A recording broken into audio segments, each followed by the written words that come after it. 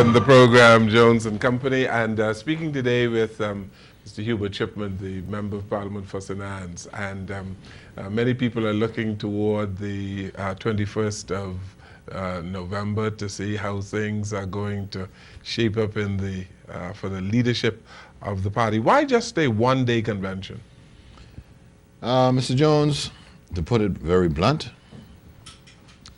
the party do not have the cash to house a three-day convention. I mean, coming out of the last election, we still owe money from the last election. We owe money from the by-election. Conventions are very, very expensive. The party cannot support a three-day convention at this time. I'm very honest and upfront with you. We don't have the money. Simple as that. Simple as that. You can find the money. You have some great supporters in the organization who might be able to come up with some money, eh? But you always have to realize, right? Bahamians, when we look at contributions to political parties and stuff like that, we contribute to political parties during election year, right? After the election year, the pickings are very slim, to be honest with you. Especially when you're in opposition. You're right. Yeah. A person in opposition, the average Bahamian will say, "You ready? You can't help me," right? So there's nothing there. Mm-hmm. So that has been a challenge. Finances has been a challenge for us. Who's the best leader for the opposition at this time? There is even some thought of people like yourself thinking of bringing back your former leader, Mr. Ingram. Who is the best leader to lead the FNM at this time? I think, Mr. Jones, that will be determined on the 21st, who will be the best person to lead the FNM.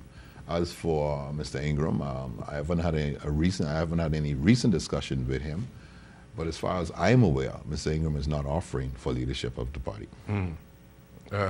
You are supporting the current leader? I support the current leader at this time. I support him outright 100%. I'm a sitting MP. At this time, at the convention, I will not say who I will vote for. Deputy leader, why didn't you offer for deputy? Mr. Jones, I think getting into politics was enough for me. I have no leadership aspiration or to be further than what I'm doing right now. That's plain and simple. Let's talk about what they call the hot button issues in the country. I saw you recently at the home of one of your constituents. There was a tragedy in Blair, and then there was another one in Fox Hill in recent days. Same day. The same day. When you go to these people, what do you say? What comes to you? How do you feel? Mr. Jones, let me just say this, right? When I visited the Cartwright house, right, and looking at what occurred there, right? The moment you walk in the yard and you see the door was off, come off the wall, right? And you walk inside and you see bullet holes and the whole thing was shattered. The second door was shattered. I got a sense of numbness at the time when I walked in the yard. I could only imagine what happened that morning. Right, it was very tragic, to say the least. I spoke with your reporters, and I had difficulty doing that at that particular time. Right, I felt for the Cartwrights. I felt for the young man's family that was killed on Adley Street. I felt for the young man family who was killed off of Step Street. There's been a number of murders in the St. Anne's constituency for this year, right? How do I feel? I feel helpless. I believe a lot of the stuff is senseless. The question is, how do we fix it? What do we do? Where do we go from here, right? What went wrong? How did it get there? Right? These are the questions that come to my mind when I walk inside a place like that. I have visited families, just about everybody who had a tragic incident in St. Anne's. You talk about the Fox Hill incident that happened late last year. Can you imagine? I've spoken with many people who was involved with, you know, was there that night.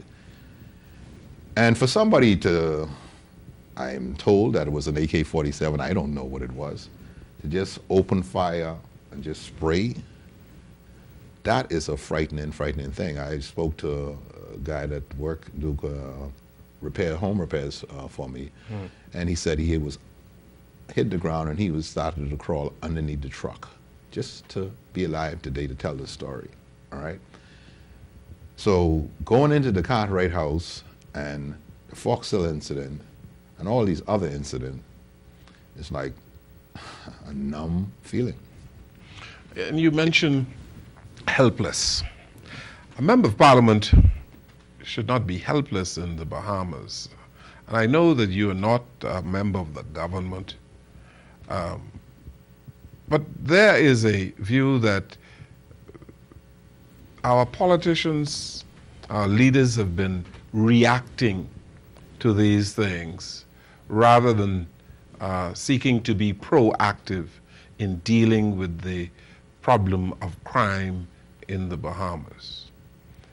There's a need for proactivity, isn't that right, Mr. Chipman? I agree. I agree with you, Mr. Jones. We react. We are very, very reactive. And what I've seen over the years, we react to certain things and then it just dies. There is nothing else until something else happens, right? It's not continuous, right? I read in the papers, I think there was a press conference or whatever, or will be a press conference, but a strategic plan. I've heard about the saturation patrol. As a matter of fact, I have witnessed a saturation patrol and I was wondering what was going on. I don't know if you had an opportunity to see it. Can you imagine seeing in the Grandstand area, Blue Hill Road, I think might have been a Friday night, you got 14, 15 police cars right behind each other, flashing their lights and stuff like that, and you had about 3 outriders on motorcycles. And I am not into policing or anything like that, but I couldn't figure out what they was trying to achieve with that, right? Because the only thing I was thinking is, well, the criminals now know they're here, right? So I don't know. I thought saturation patrol would be different, but if that's what saturation patrol is all about, I don't see it achieving very much. The other thing is you know, as far as the crime situation is concerned, I understand the government is about to unveil another strategic plan. We always unveiling strategic plans, right? And considering that, you know, and I'm not here to bash the government or anything like that, but I will tell you is when you have made such a big issue of crime in the last election, one would think that you would have the answers to what's going on. The crime has escalated, particularly murder, right? One day you would hear crime is down. The next, then somebody, the commissioner of police will come back and said, no, it's up, or vice versa. So the question is, who do you believe? Who's keeping the records? Who's keeping the stats? I don't know. We have a difficulty with the murder count. Some say 96, some say 98, some say 110, some say 120. What is it? How do you classify these things? But another thing is, when you really look at it, is, you know, we don't see very much patrol. I can speak for the East. We don't see very much police patrol in the East, and I'm told by some of my constituency, and I was told no longer than this week, where this young lady's mother saw somebody in the yard, and she called the police station, Elizabeth police station, I would say, and the officer said they don't have a car to send, right? And that's not the first time I've heard that. Oh, we don't have a car to send. But every time you look around, we're spending money on cars. So where are these cars, right? I know in certain areas in my constituency, I get calls from time to time, Mr. Chipman, see if you can speak with Elizabeth or Foxhill Station about patrolling. You know, we haven't seen the police in God knows how long. I would tell you this, Mr. Jones, and I'm a witness to this. I've walked on Prince Charles probably for the last 20 years. And out of those 20 years, I can count the times I saw a police car at 5 o'clock in the morning. You mean you exercise on Prince Charles? Exercising, yes. All right, and I walk with a very good friend of mine, and when we do see a police car, I say, "Oh man, we saw a police car this morning." You know, it becomes a joke, right? So I believe we need to be more vigilant. I believe we need to have people. They need the police presence needs to be there. We don't see the police presence. Crime is multifaceted, Mr. Chipman, and while we can talk about policing, there are some fundamental problems we have with respect to crime, and it goes back to the socialization of our people. Isn't there a need for a dynamic program on youth development in the country? Absolutely. Mr. Jones, crime is not a PLP problem, it's not an F&M problem or a DNA, all right? It's a national problem. All and sundry have to come together to solve this problem. Our value system, as you know, is gone, right? Your life, my life doesn't value anything, right? The question is, how did we get there?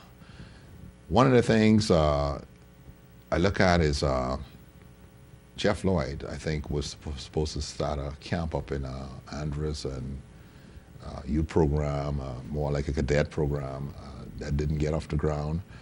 The Catholic Church did as much as it possibly could with the yeast program, and I thought that was going pretty good, but then it became a matter of course, right? So we had to discontinue it. I think, Mr. Jones, we have to go back to basics. And I know the world has changed. Trust me, I know the world has changed. We can't say when you was growing up and when I was growing up. We got to look at it from a different perspective when we're dealing with the youths of this country. I think we lack parenting in this country. Now, that has changed, all right?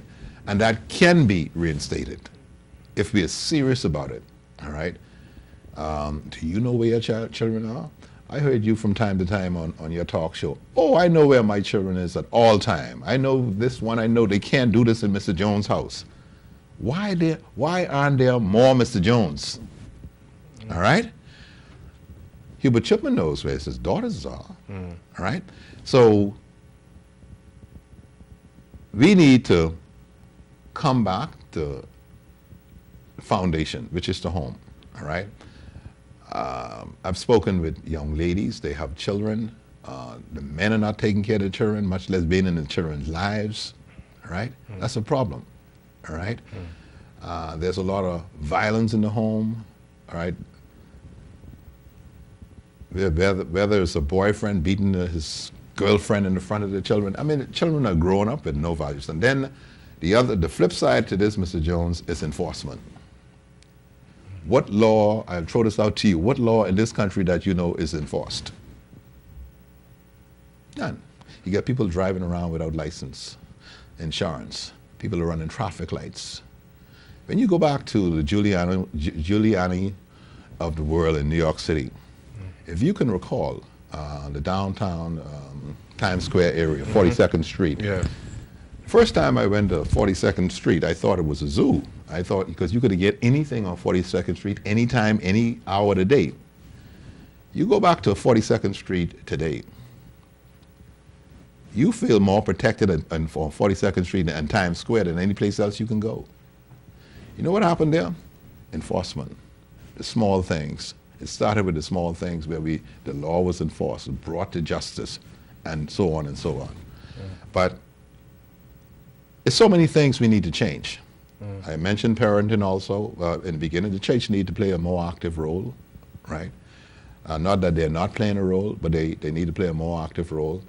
There needs to be more things for children to do. Yes, the urban renewal program was, I guess, initially was to establish marching bands and different things, but we need more than bands. We need programs, all right? We need to teach young men how to be men, okay? Yeah, you know, Mr. Chipman, you mentioned many things with respect to crime, and on this program you talked about the government's inability, for instance, to build a parliament. We seem to have a problem with how we prioritize things in the country. The crime issue ought to be a national priority. Number one. Number one. At this time, Yes? yes. At this time, number one. Yes. And it means that we have to put some money into crime fighting Absolutely. and programs. Yes. I don't hear the opposition calling for this, though. In terms of putting real money behind developing programs to deal with the social dislocations that we have in the society. You know, a Grand Bahama caller on one of my shows said that we are suffering from social fatigue, moral and social fatigue in the Bahamas. And indeed, we have a problem with malaise on the part of our leaders and parliamentarians with respect to dealing with the social crisis that we have. Isn't it a crisis?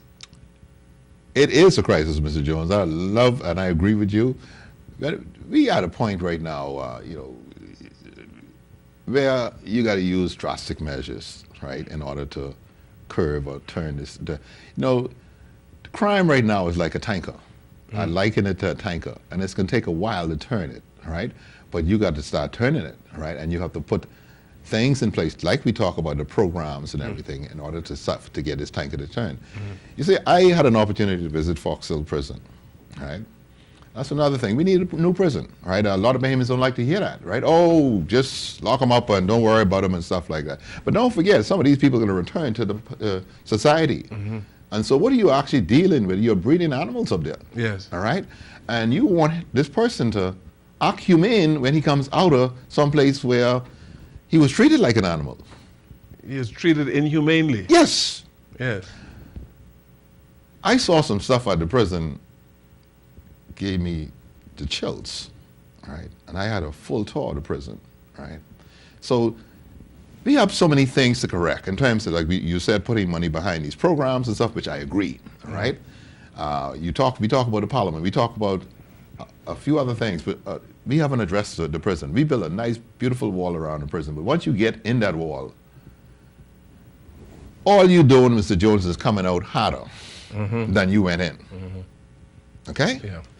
I've spoken to inmates, and I've had inmates on programs, and they tell me of the level of inhumane treatment they get in the prison. And someone likened it to the hellhole of Calcutta, where you have 6, 7 men in one cell and a bucket and all the rest of it. How in a modern Bahamas these conditions are allowed to prevail? Well, you ask why, how is it allowed to prevail? We look at shanty towns, we allow them. We go across the hill, we still have outside toilets, we allow that to prevail, right? So I'm saying is, we have paid lip service to a lot of things without a plan. Okay? The word urban renewal to me, right, when I think is, urban renewal basically is transformation, right? And I know when I was in school, they knocked down a whole area that, they said, oh, we're doing an urban renewal program and stuff like that. And when they finished that area that they knocked down, it was unbelievable, right? They got rid of the projects and all of these type of stuff, right? So at the end of the day, we say urban renewal, right? But we still have these huts. We have people who are using outside toilets and stuff like that. They don't have running water, right? These things were promised in '67, Mr. Jones. So we have not been up to the social development challenges in the country. Yeah. And it brings me to the question. Are parliamentarians, the people who are elected, are they really up to it? Are they up to the challenges that we face? Mr. Jones, I would like to think that they should be, but I'm not sure if they are, right? I think any area that you're placed in or whatever, and you're there for 5 years, that area should be better off than when you went in there. And that's how you will be able to measure yourself whether in fact you was effective. All right. The dollar or two or whatever, that's no big deal, Mr. Jones. That's not a big deal. We got a crisis on our hand. We, you know, like I hear from time to time on the radio, oh man, I drove down where I used to live and it's not the same anymore, and you know, it really looked bad, and you know, it's, a lot of stuff is going on in that area, drugs and everything else. Well, Mr. Jones, you were breeding that. You were facilitating it by not doing anything about it. That's what you're doing, right? I go back to where I came from. I was born right off of Hay Street, right, and opposite Transfiguration, the little curve around there. And I often drive through the area just to see what it is still like and stuff like that. Some of the things I like and some of the things I don't like, right? But there needs to be, each area should be improved within a given time. But I don't see the improvement, all right? Just as simple, I use a simple thing is, I see from time to time people, clubs might have a cleanup program. You had your cleanup program and stuff like that. We do it all the time. Right. I believe in that, but you know, Mr. Jones, you have to have pride within yourself, right? There's no sense in me coming in and cleaning it up every time you dirty it, right? Those people need to be a part of the cleanup program. You see what I'm saying? Because if you continue to do it, why, just throw the paper down, throw the can down, or whatever. Reciprocals and stuff need to be placed in areas. You know, it's just so many things, Mr. Jones. I will tell you, it's just so many things. You know, you are giving us the narrative on the pathology of the country, and we sit down and we describe what we see, and the country operates in 5-year cycles or in intervals of 5 years. And you tend to measure what you see every 5 years. Well, for the last 40 years, Godfrey Innes would like to tell you that there's been really no change over the hill in places where you grew up, off Hay Street and Market Street and East Street and Blue Hill Road. In fact, we've seen a deterioration in what we call the heartland communities of New Providence. You're right. You're right. I mean, Mr. Jones, like I said, I mentioned 67, and I think the fathers of this nation had great ideas. I think, you know, one of the things that we did and we saw, we educated our people in the first 10, 15 years. We gave them scholarships. We just sent them away. Everybody was going away and getting an education and stuff like that. You bring back these educated people, but you're not taking advantage of what you send them away to school for. All right? So, and they move out of these areas and stuff like that, right? And they move into the suburbs. And they move into the suburbs, right? I got mines, and I'm gone. And that's an attitude. That is a serious attitude. Some people even change the church they go to, all right? And I go to this church now, man, right? You know, so, like I said, the fathers had great intentions. But 40 years later, the results are not there.